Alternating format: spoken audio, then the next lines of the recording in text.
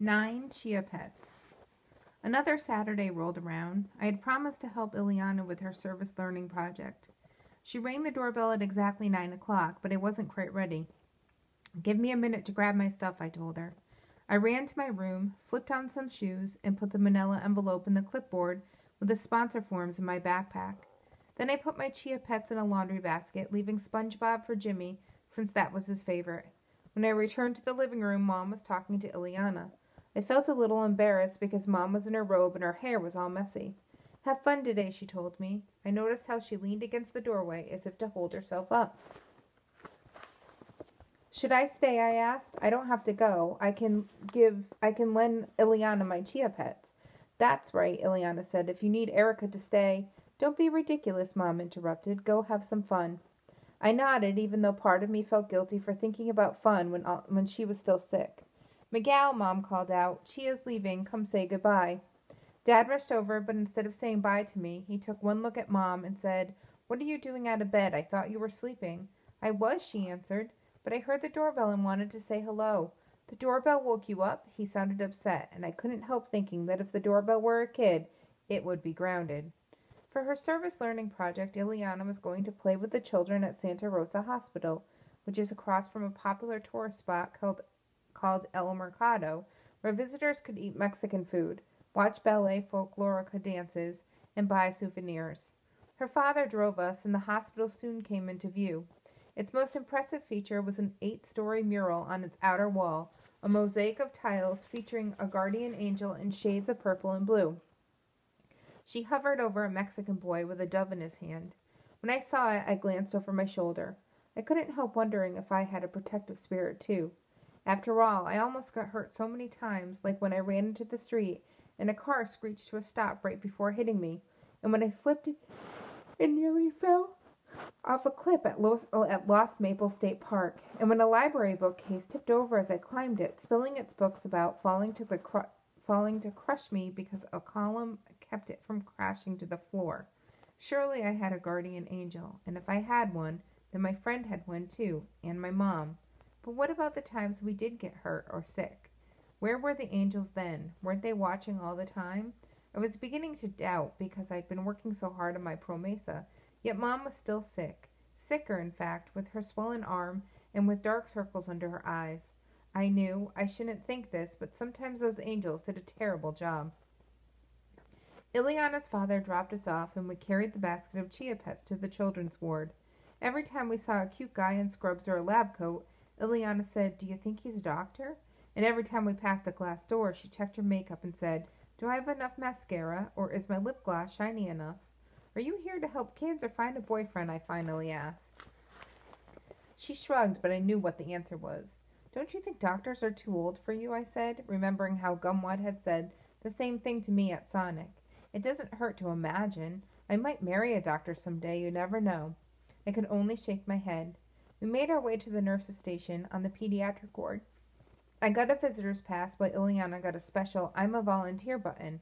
The nurse said, They're waiting for you as she led us to the patients. That's great, I said, and I asked how old the children were and what they normally did when volunteers came. Meanwhile, Ileana didn't say a word. She kept slowing down, and because we both carried the basket, I had to slow down too. Finally, we reached the play area. It had a giant floor mat with brightly colored squares, each featuring a letter of the alphabet or a number.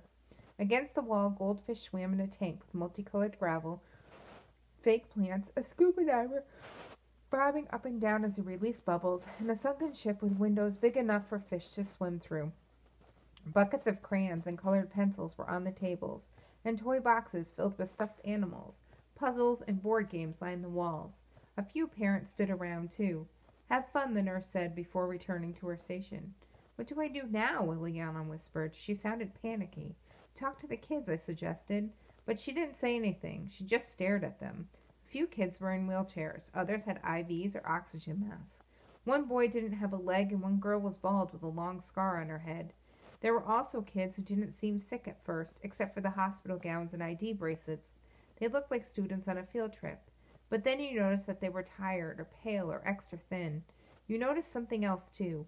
All of them had an added personal touch to their hospital clothes. Slippers shaped like fire trucks or teddy bears, crazy socks with stripes or polka dots, robes with cartoon characters, or baseball caps with the logos of their favorite teams. Sure, the children weren't feeling 100%, but that didn't stop them from having a sense of humor and a sense of style. They had a special kind of bravery, the kind I saw in my mom whenever she laughed at her own situation. She wasn't in denial, like my dad thought. She was trying to make the best of things.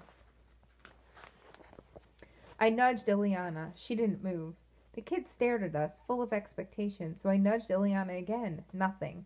This was going to be a disaster if I didn't act fast. "Good morning, everyone," I said. They stayed silent. "Good morning," I said again, this time with a big smile, and my arms moving like a drum major's urging the band to play. This time they said good morning. I glanced at Ileana. She was looking at me. Very quietly she said, "Go on." So I said, "My name's Erica, and this is my friend Ileana. You can call me Erica the elephant, and you can call her Ileana the iguana." The children laughed at that. "So who are you?" I asked, pointing to a girl who wore a jangly bracelet. "Susan the swan." "Hello, Susan. You have beautiful feathers." She brushed her arm as if smoothing a wing. "And you?" I pointed to a boy. "I'm Hugo the—" He looked up. "Hugo the hyena." "And I'm Clarissa the camel," another girl said.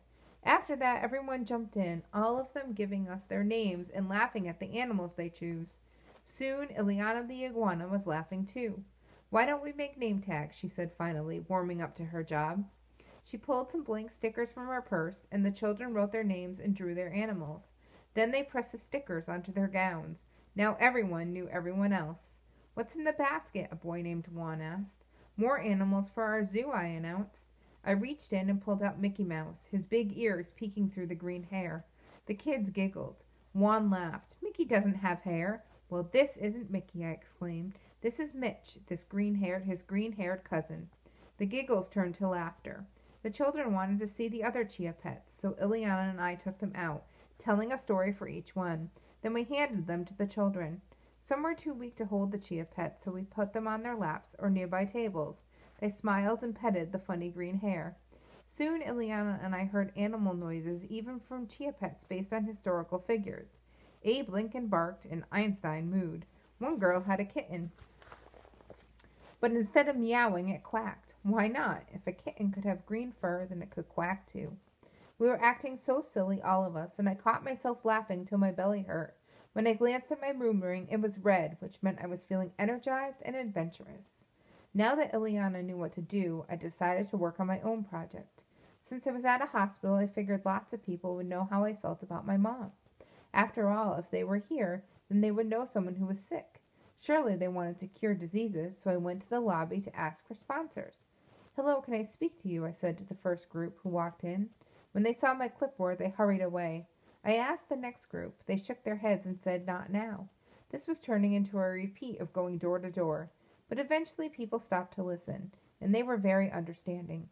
Some even admitted knowing someone with cancer, too, so I was able to collect more sponsors. After a while, I was on a roll. Maybe this had been the answer all along. Instead of ringing doorbells, I should go to hospital lobbies. San Antonio had lots of hospitals. Maybe I could visit them all. What a great strategy. I finally had a genius idea. At last, that's what I thought, until a security guard approached and said, "I'm sorry, miss, but you're not allowed to solicit here." "I'm not soliciting," I explained. "I'm just trying to get donations." He put his hands on his hips as if to scold me. "That's what soliciting means," he said. I felt so stupid. If I were Carmen, I would have known the definition and wouldn't have made a fool of myself. But I wasn't Carmen. I wasn't a child genius. I was Erica. Dumb Erica, a failure at math, at vocabulary, and at finding 500 names. "I'm afraid I have to ask you to stop," the security guard said. So I left, returning to the pediatric ward, all down in the dumps. When I got there, most of the kids were gone, and those who remained had moved to other activities, which meant my chia pets were scattered about, completely ignored. One was on the floor, not broken, but on its side, the leaves getting squished. And over by the giant window, Ileana was giggling with some guy. Okay, he was amazingly cute, but he wasn't wearing a hospital gown, so he wasn't a patient, which meant she had no business talking to him. She was here to work with the kids. "What are you doing?" I said to her. She didn't catch my anger at all. "Oh, Erica, back already?" She glanced at her watch. "I guess time flies when you're having fun," she said, smiling at the boy, who smiled back. He was even cuter when he smiled, which made me angrier. "Aren't you supposed to be playing?" With the kids, I said. I was. We had a great time, but then I met Alan, Clarissa's older brother. You remember Clarissa, right? Clarissa the camel. She told Alan about the name game we played, taking all the credit. He said she was clever, and she giggled again. Normally, Ileana's flirting wouldn't bother me. In fact, I'd be flirting too. But not today when we were supposed to be working on our projects. How could she play around like this in a hospital where people were sick or dying, even little children, the very children she came to meet? There I was in the lobby, begging for sponsors, and then being humiliated by the security guard while she was up here playing around. This was a game to her, but for me it was a life and death. My mom's life and death. I knew I was about to cry. That's how angry I felt, so I decided to calm myself by collecting my chia pets. That's when I noticed some were missing. I counted. Yes, 9 chia pets were gone. Where's Tweety? I asked Ileana. Where's the president? I held out the basket to show her how empty it was. She shrugged. A couple of kids asked if they could have them, and I said yes. I guess the other kids thought they could take them too. You gave away my chia pets? I couldn't help it, I shouted. That's when Ileana finally realized I was angry. She got apologetic. I'm sorry, Erica. I thought you wanted to give them away. I thought that's why you brought them. I've been collecting them since I was a baby, so why would I give them away? I don't know, she admitted. I thought you were tired of them. But I love my chia pets. They make me laugh. They're like my friends. My whole family calls me Chia. It's like my identity. What are they going to call me if I don't have the pets anymore? I wasn't making any sense. Even as I spoke, I could tell how ridiculous I sounded. My mom's the one that started the tradition, I said. Ileana's eyes got watery. I'm sorry. I wasn't in the mood to forgive, but I didn't want her to cry either. I glanced at my mood ring to figure out how I felt. It was orange, a fire brick shade, which meant I was feeling vexed. Breathe in, breathe out, I told myself. I did this 3 times, trying my best to change the color of my mood ring. My sister took one, Alan confessed. I'll get it for you. He turned toward the rooms and was almost out of the play area when I called him back. Wait, he stopped and looked at me. She can have it, I said. Are you sure? He asked. I nodded. After all, how could I take a chia pet away from a sick child, especially one as cute as Clarissa the camel? If she was anything like Jimmy, she started to cry.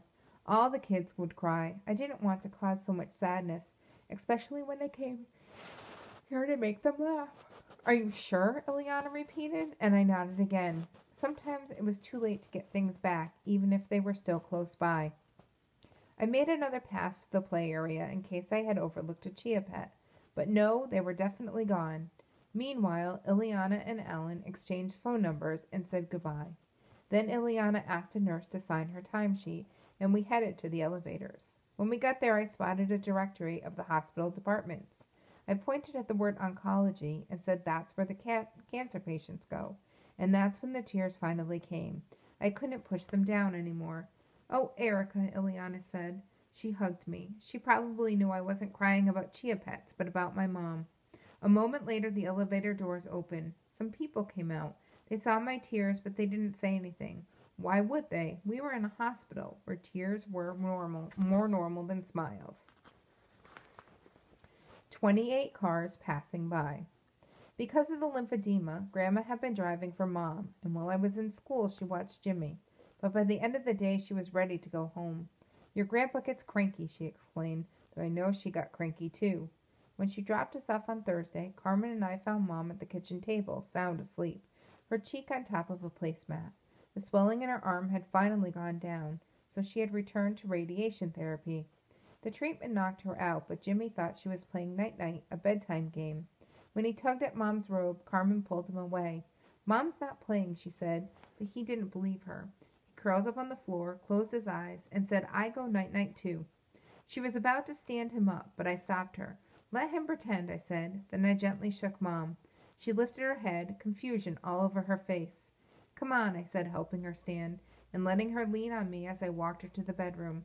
Once we got there, I pushed aside the blanket, and when she crawled into bed, I tucked her in and kissed her cheek. She smiled. Who would have thought, she said, sleeping, you acting like the parent and me acting like the child. You're still my mom, and you're still my baby.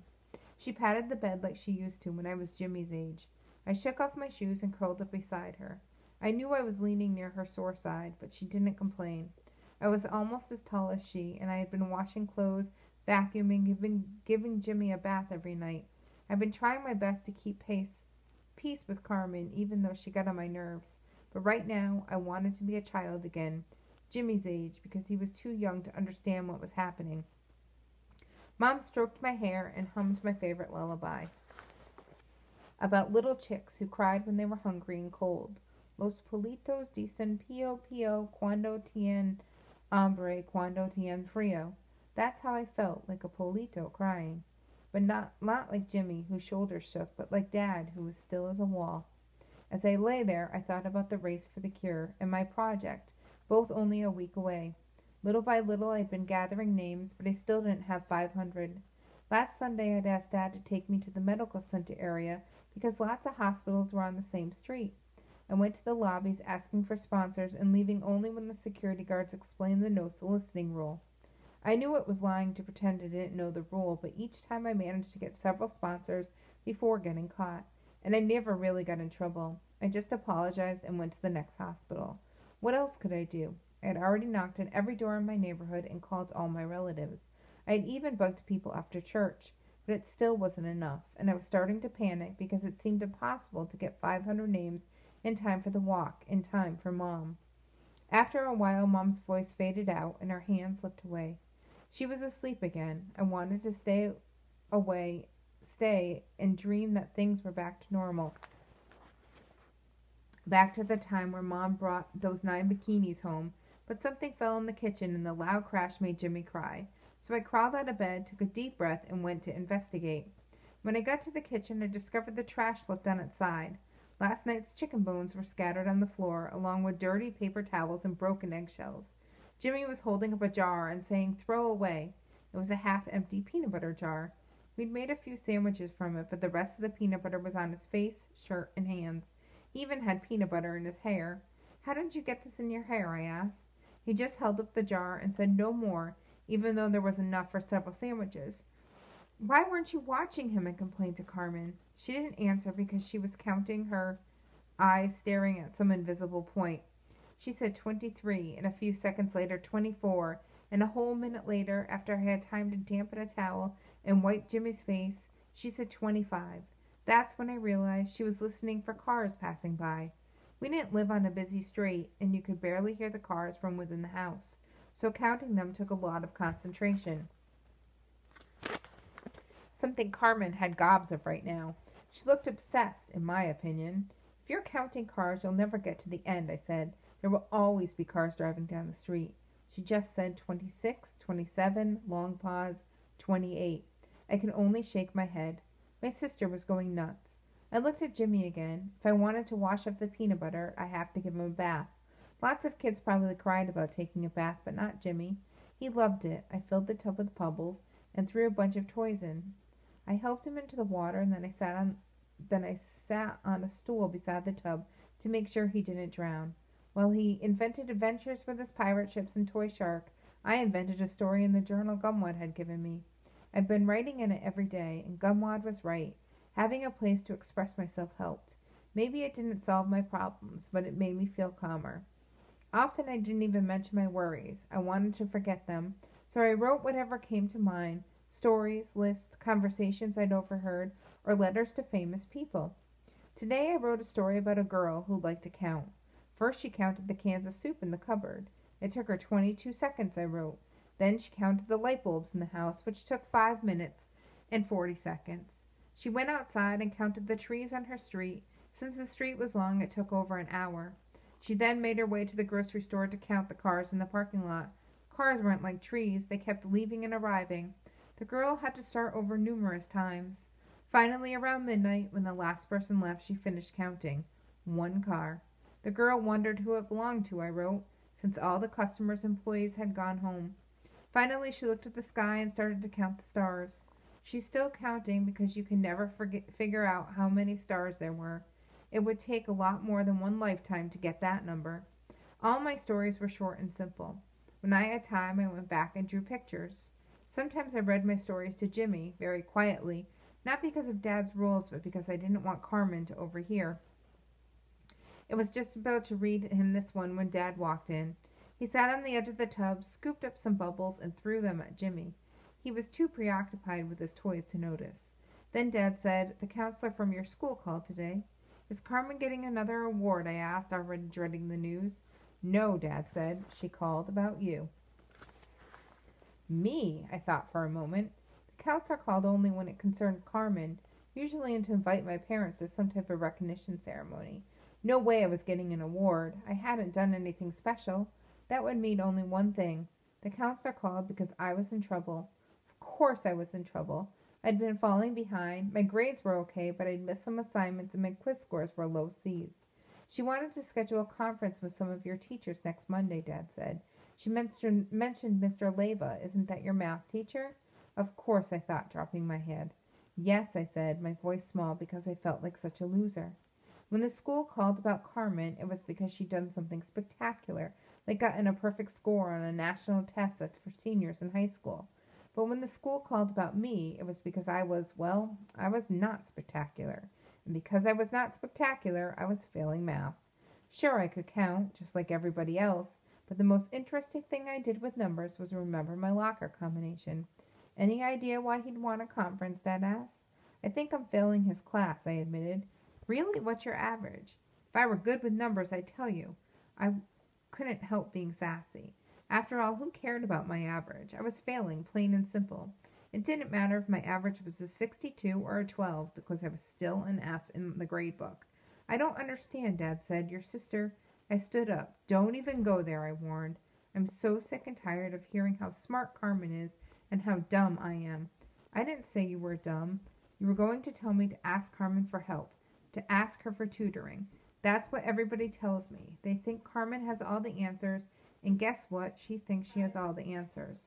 And I'm the one who has to hear it all the time, who gets corrected. So excuse me if the last thing I want to give her another reason to wave her superior intelligence in my face." With that, I stomped out. I knew Jimmy was still in the tub, but I thought to myself, let Dad deal with it.